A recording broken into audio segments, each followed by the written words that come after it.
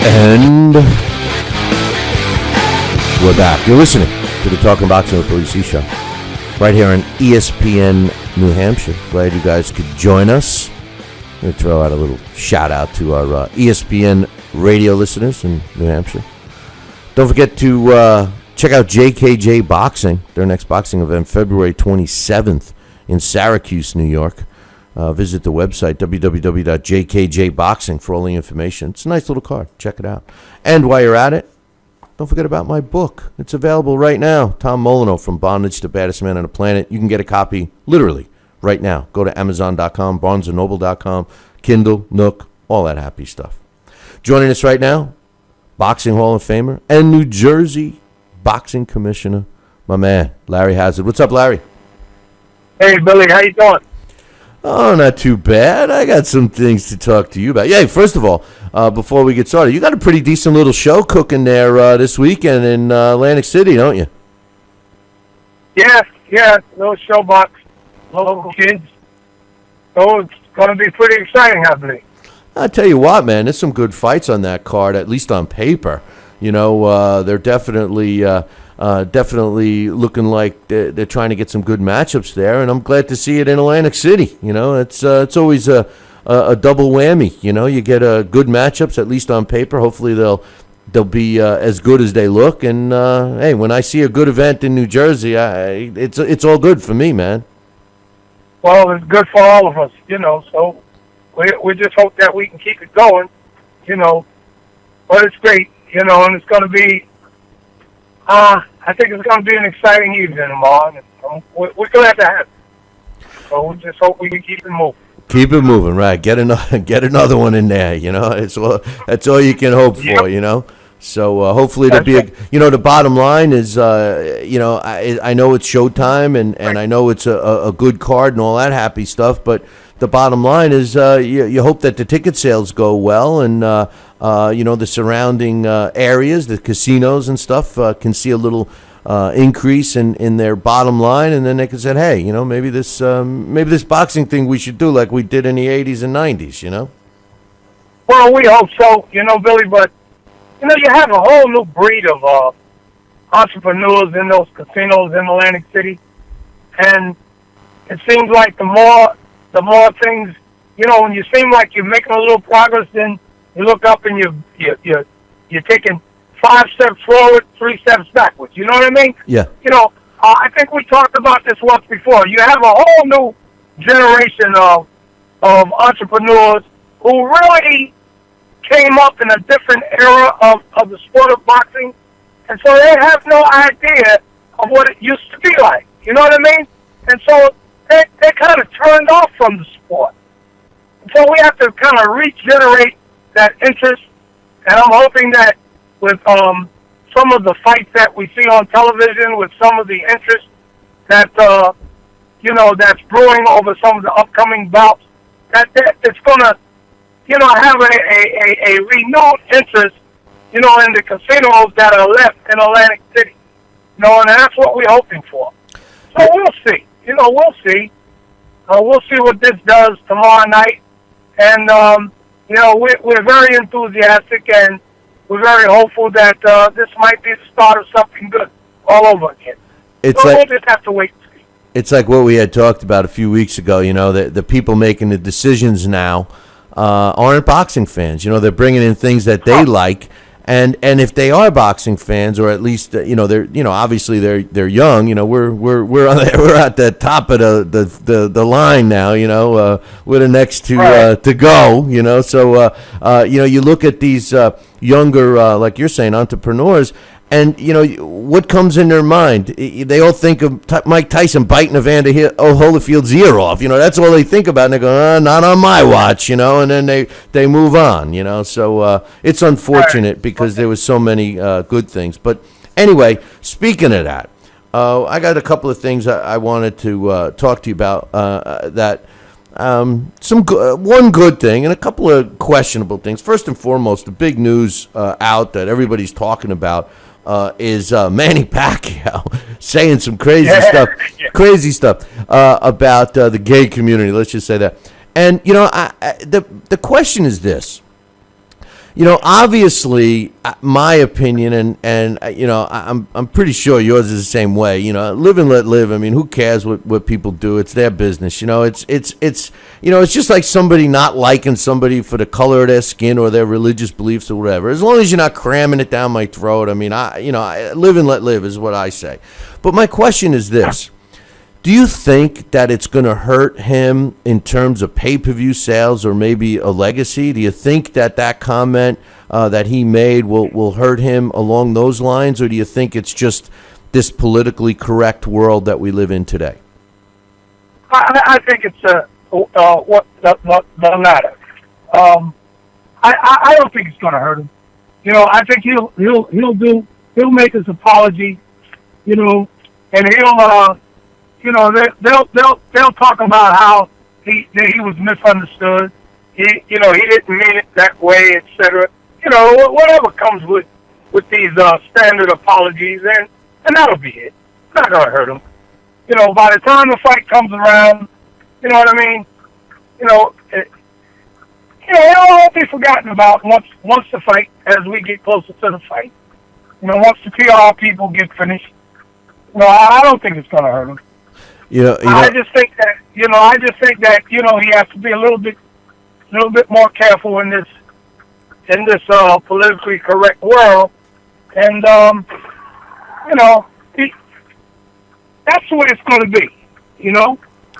Well, they're going to off is that he didn't understand what he was saying, and that'll be the end.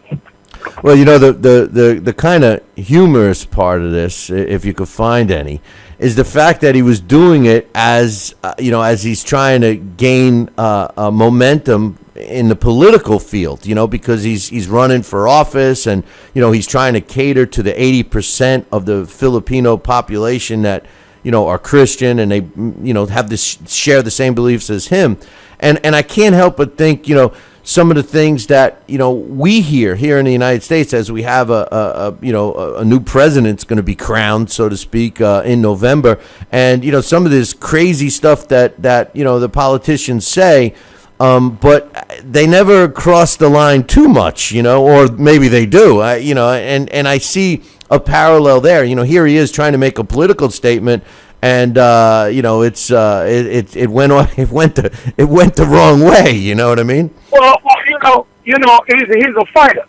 He's still a fighter. He's an athlete, and he's not the polished politician that we're used to seeing. Okay, because certainly we don't agree with what Manny said. Okay, but there are a lot of people who really do agree with his beliefs. But he's not polished enough to understand the political correct world, because he's not a polished politician. We're used to seeing these guys who are real polished. They know how to play the race card. They know how to play, the talk about the gays and the lesbians and all of the other things, but they know how to use these code words also. You understand? So he hasn't reached that level of sophistication yet. And so that's why he made, that real brutal error, well, in his judgment. So, that's what he has to learn. And I think as a politician, as time goes on, he'll become more astute in what to say and what not to say, and how to say whatever he has to say, politically. So I think that's where Manny's fault lies in what he said. Whether he believes, what he said or not, I think that's what he really does believe, because that's why he said it. Now he's sorry that he, let it come out that way, because, like I said, he's just not a polished politician, and he doesn't know how to deliver the same type of message in a different way. So that was his shortcoming.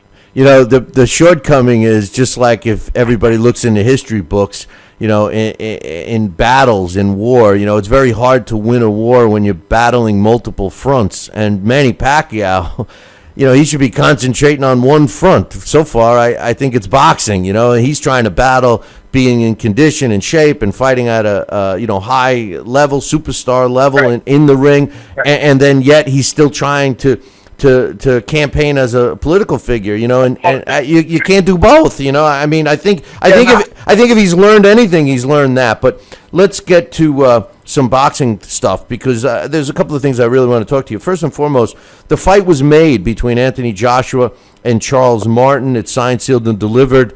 I know we had talked briefly about it. It was in the possibility mode last time, but now it's a done deal. I love this fight, Larry, from every aspect except one. And the one aspect I don't like is that it's actually for a world title, but it is what it is. What's your thoughts on this fight? Two young guys fighting each other. Charles Martin seemingly has a lot to prove to show the world that he is a world champion caliber fighter, and Anthony Joshua, although maybe he's not ready, he's getting an opportunity of a lifetime. Well, I think it's good for both. One guy, of course, is going to come away with a championship. I think that for Joshua, if he wins, I think that he's going to come away with a title that he's not quite ready for. But what the heck? I mean, how many chances do you get at the heavyweight championship of the world? And even if he doesn't hold the title long, he's still young. He's still developing, which is kind of backwards in that, the champion, once you become a champion, you shouldn't be developing anymore. You should be already developed. But, that's the way of our sport today with these sanctioning organizations. But still in all, it'll be a good payday for both. And like I said, they still have room for growth. So, the one that loses, he still wins. He still wins, and that he gets a good payday. He still will be ranked somewhere near the top in the heavyweight ranking. And then in time, he'll be probably right back there for another shot. So I think this is a good opportunity for both fighters. And I think it's going to be an exciting fight. I think they're pretty evenly matched, although I think that Joshua has a little bit of an edge in this. And so we'll see. But I think it's good for the sport. I think it's good for boxing. And I think it's certainly good for the fighters.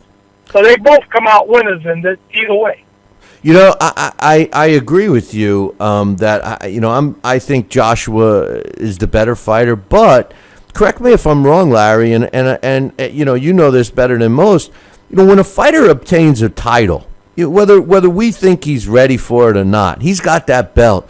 Doesn't that kick him up a notch in his mind? Like, doesn't he become a better fighter just with the belt? I mean, it's like that in all sports. You become a defending Super Bowl champion or World Series champion, and you kind of got a chip on your shoulder, and it definitely carries with you. I mean, isn't that going to help Martin a little bit? I think it should. I really think it should because, like you said, that gives a fighter or any athlete, when you become the champion, it sort of gives you an extra incentive to do well, but it still can't substitute for skills that you don't have. Exactly. That's the one thing. But it'll probably give you the edge. It'll give you the edge in trying to, give it all. You won't leave anything in the corner. So I think that it's a good advantage when you have it, and I think that in that respect, Martin might have a little bit of an edge because he's coming in with the belt, and it's like my belt, you got to take it from. So, we'll see how it plays out. Yeah, and Anthony Joshua, like I was saying this earlier, Anthony Joshua was home. He's got a little more added pressure on him in front of his hometown. Martin's coming in with a chip on his shoulder.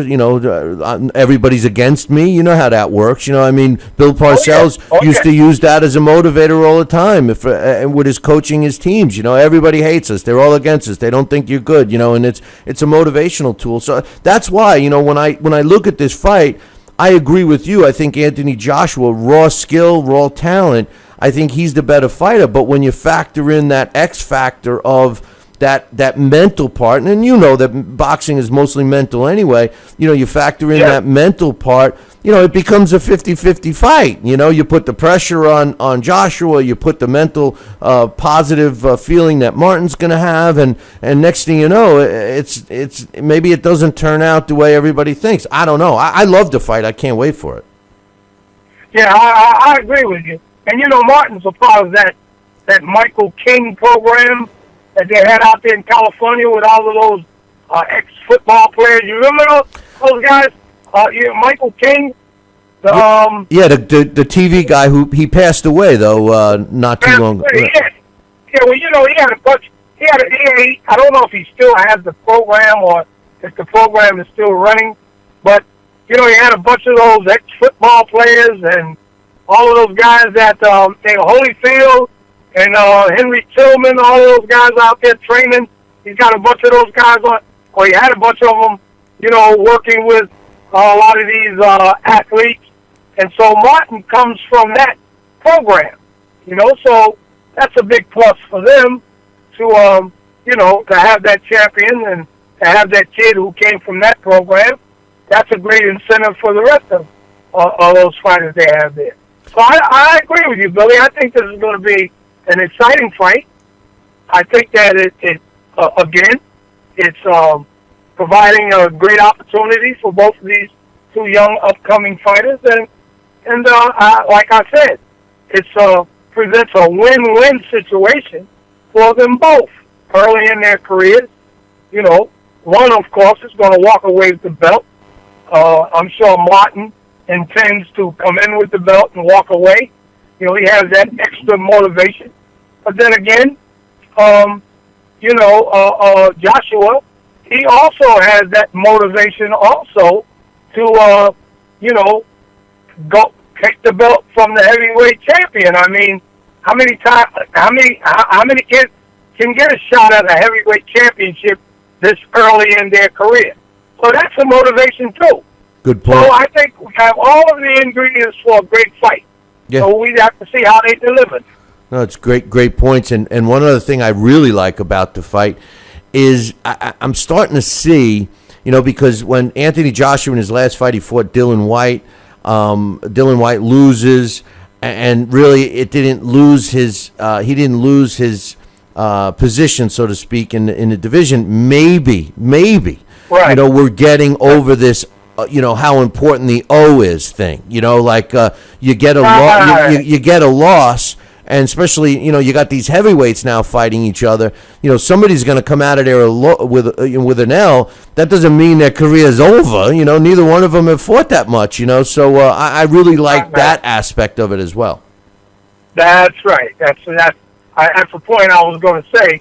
Here is a perfect example of where a loss doesn't mean that it's going to be the end of your career, And I think that the same thing is going to present itself in several other fights that are on the horizon, where, you got two very good fighters. Somebody has to lose, but it doesn't mean that the loser is going to be the end of his career. And that's one of the positive things about putting the best fighters together to fight each other. That's one of the positive things about that. That's where you can defy this theory and this philosophy that, a loss is the end of a career. You got two good fighters. Somebody's got to lose. Exactly. Okay? Exactly. You got two good fighters. Somebody loses. But that doesn't mean that it's the end of the career for the guy. No. Right. He's still at it. Especially because they're in the heavyweight division. Everybody loves to watch the heavyweights. But speaking of end of careers, our buddy Roy Jones Jr. should have ended his a long time ago, and he's been in the news now claiming, I don't know where this is supposed to take place, but he's claiming he's going to fight again. As a matter of fact, he's announcing a date of March 20th where he's going to fight a fan. Now, I think it's ridiculous, number one. But now you got your commissioner hat on, okay? As a commissioner, Larry, what commission, even if there was a commission that, everybody just kind of like goes, oh no, not another fight in that state, but what commission would approve Roy Jones Jr. to fight a fan? First of all, I know it's impossible to do as a professional fight, but even as an exhibition or even on the MMA level, I mean, how could he possibly think that this is going to get approved? What's your thoughts on that shenanigans? Well, crazy things do happen, so, I'm not surprised that anyone would think that's going to happen, but I'm just waiting to see what commission is going to permit it, okay? And it certainly won't be in New Jersey, I can assure you that. Oh, I know okay? that. but I'm like you. I'm waiting to see. And, here's another thing that commissions, and especially commissions, when they if they think about entertaining things like this, there's a lot of conversation about concussions, and concussions is the major topic of today in combat sports, football, and especially in boxing now. Okay, and as you know, in football, a lot of those NFL players, since that situation that happened with this football player that played for the Pittsburgh Steelers, and this whole thing, which is about these concussions and all of these lawsuits that these football players are now bringing against the NFL, etc. They better be careful that these things don't begin to happen in other combat sports, especially boxing. Okay? Commission allows something like this to take place and someone gets seriously injured, or even with some of these mismatches in boxing where, a lot of these fighters take a lot of punishment. They fight in a particular jurisdiction X number of times. I predict that you're going to begin to start seeing a bunch of these class action lawsuits because, these things start out very gradually, and before you know it, you have a rash of it, like an epidemic. So, these types of ideas that like Roy coming along with, fighting fans, and, who knows what's going to be next. These commissions better be careful with what they begin to, sanction. That's all I have to say about that. Hey, you know what? Yeah, but on that thought, I think you actually are backing up something I said just before I went to you. Roy Jones in his last fight was knocked out pretty viciously, all right? And, with these kinds of actions and, that he's doing, and I'm really, and I mean this 100% seriously, I'm really wondering if his brains haven't been scrambled a little bit. If this is a sign that this man should be checked out. And I'm a little worried about that. There's some people close to him that I spoke to today that said that he although he doesn't sound it, he's not traditional slurring his words. He speaks very well still, but some of his other actions may be pointing to the fact that this guy is starting to show some signs of pugilistic dementia. What do you think about that? Well, I don't discount anything. When some of the bizarre behaviors, I'm not just talking about Roy in general, but some of the bizarre behaviors that begin to surface from athletes who have participated in combative type sports, okay, is beginning to play out all of the theories that coincide with this CTE, this disease, or this type of injury to the brain. And like you say, you begin to question if, in fact, something's not happening there. And I think it's a valid question that needs to be asked and needs to be checked out.